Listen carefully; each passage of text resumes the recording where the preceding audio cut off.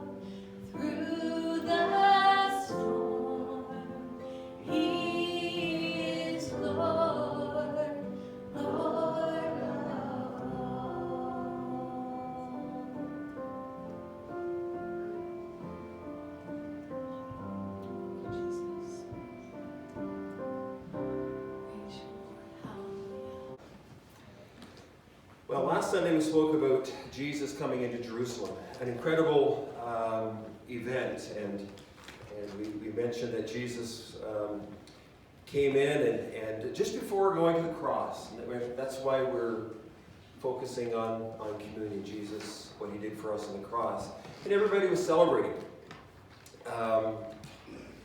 Everybody was happy. They were praising God. They were shouting hosannas to God in the highest. They were laying palm branches and waving them and laying their coats down, and absolutely just a party atmosphere. But we also said that Jesus wept as he was coming into Jerusalem.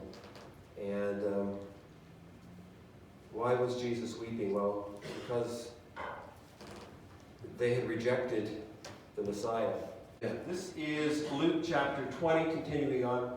Last week it was Luke 19, and where Jesus was entering into Jerusalem, and on one day, it said Jesus was teaching the people in the temple courts, proclaiming the good news. The chief priests, teachers of the law, together with the elders, came up to him. Tell us, by what authority you are doing these things?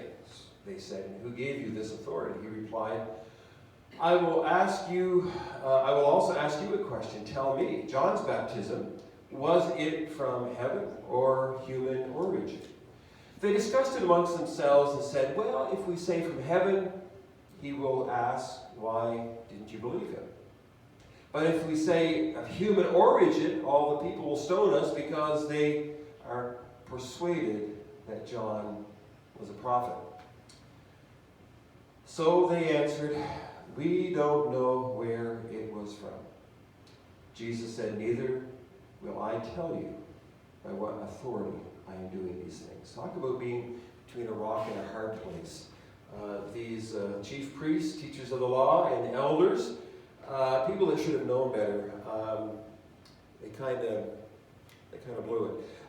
So Jesus here is confronted in the temple. He's confronted by the chief priests, teachers of the law, the elders, and they're upset at Jesus. They're upset at him. Why are they upset? Well, they're upset because of all that he's doing. But what is he doing here? What do we see him doing? He is laser proclaiming the good news. They're upset because he was teaching in the temple. And what was he teaching? He was teaching the good news. In the King James Version, it says he was preaching the gospel. They were upset at the good news. Jesus came with good news. And I don't know, some people don't like good news.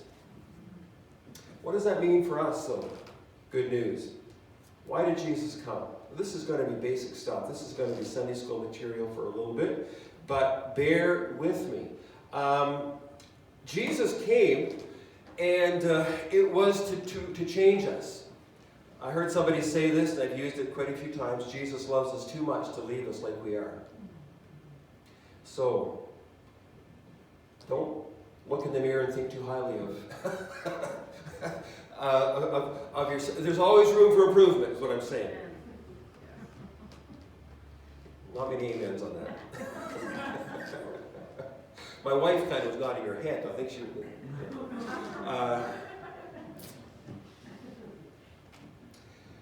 What does the good news mean to us today?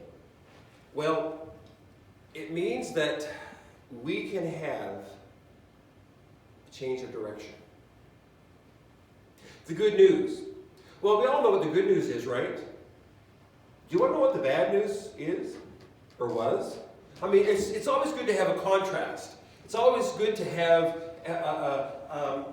this is, good, this is all right, and this is terrible.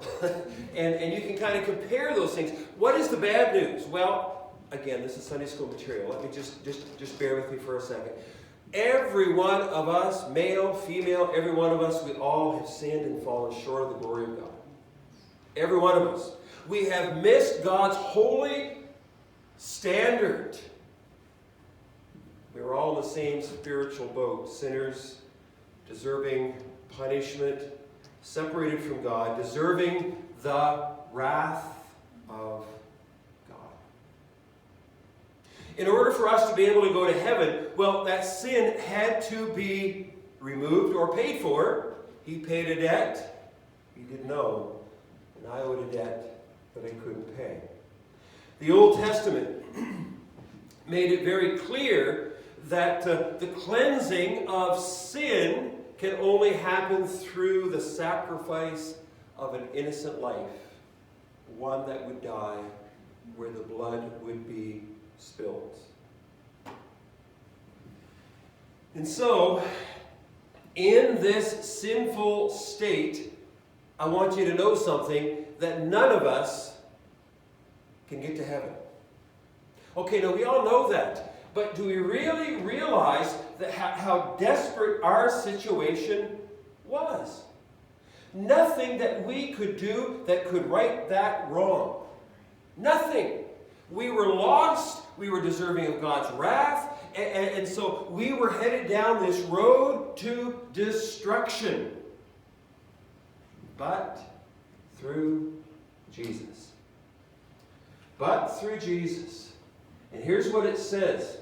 Paul says, I am not ashamed of the gospel, the good news, because it is the power of God that brings salvation, a change of direction to everyone who believes.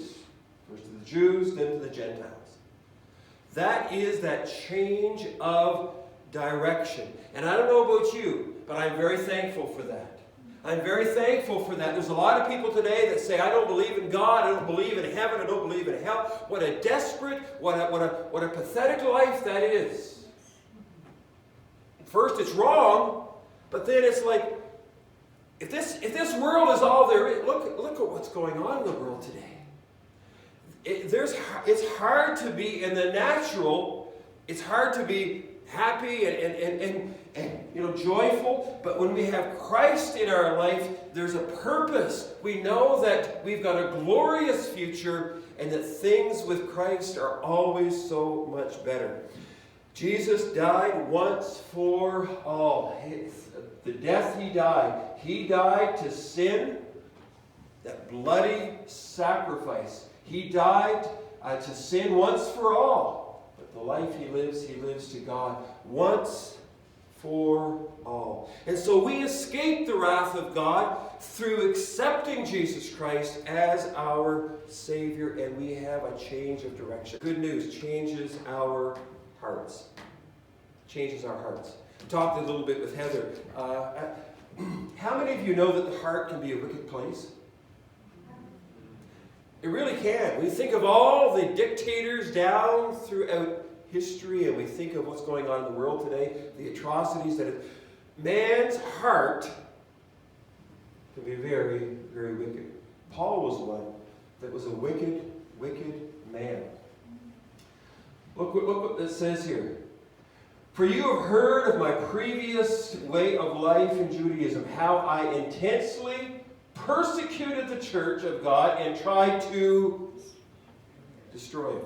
Does that sound like a nice person? But from a violent persecutor of the church and Christians to one that had such a love for the lost.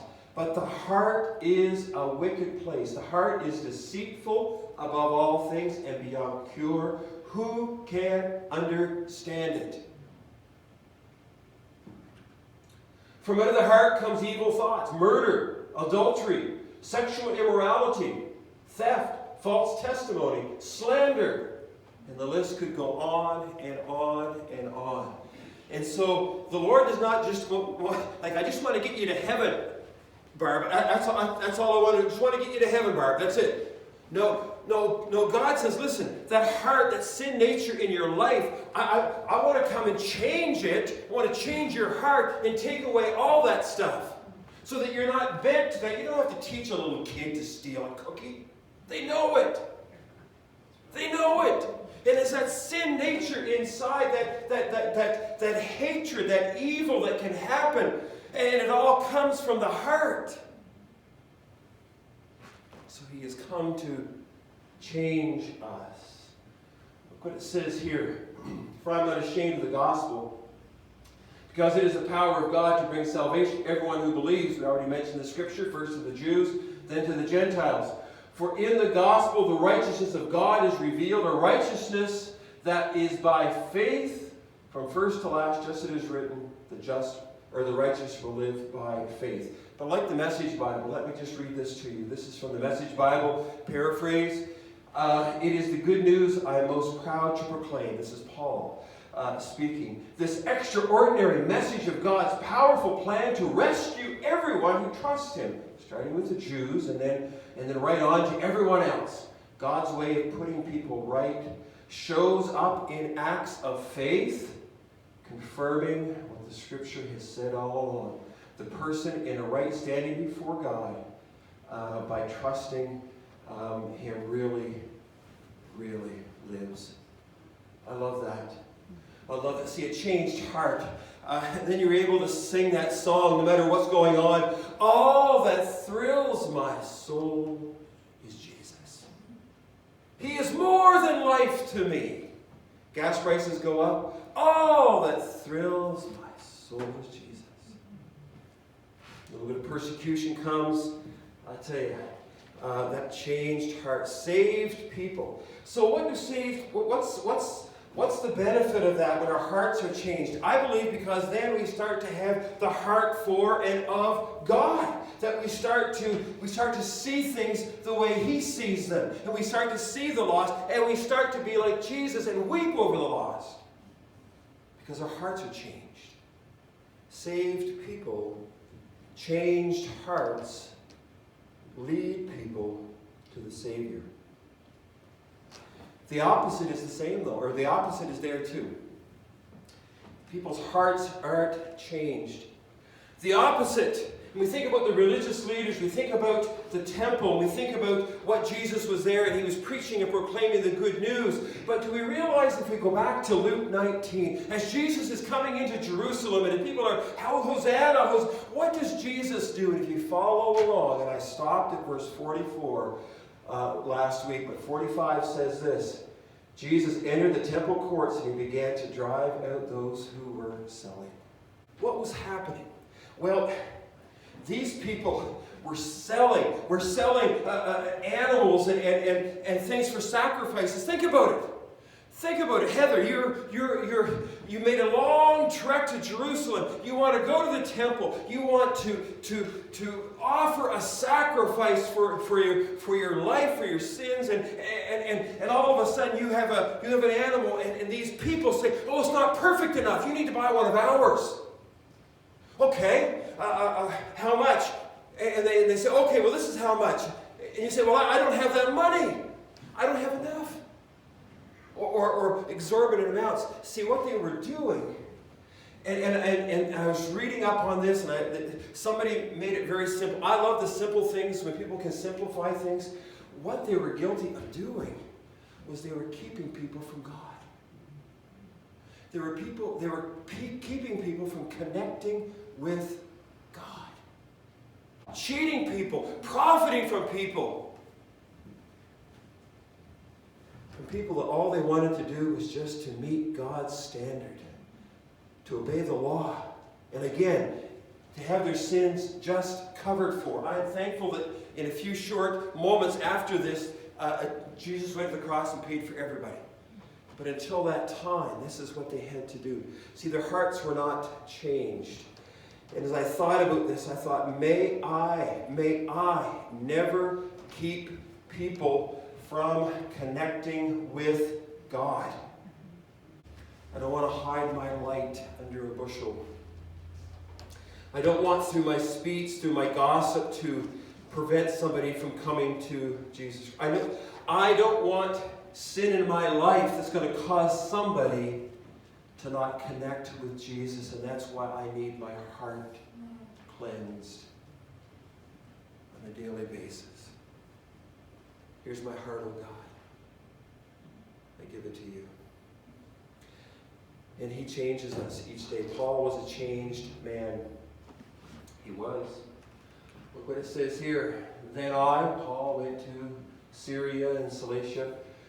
I was personally unknown to the churches of Judea, which are in Christ. They only heard the reports. The man who formerly persecuted us now is preaching the faith he once tried to destroy. And they praise God because of me. May people praise God because of us. Changed heart, a changed life. And so Jesus came, that good news. It not only changes our direction, but it changes our hearts. Finally, we're going to wrap up with the last one. And I think it really changes our focus. Our focus in a very simplistic ways, that we would see things through the eyes that God sees, and to be focused. It means to, and I have a definition written down here, I can't read it. It means to direct one's attention and concentrate on something.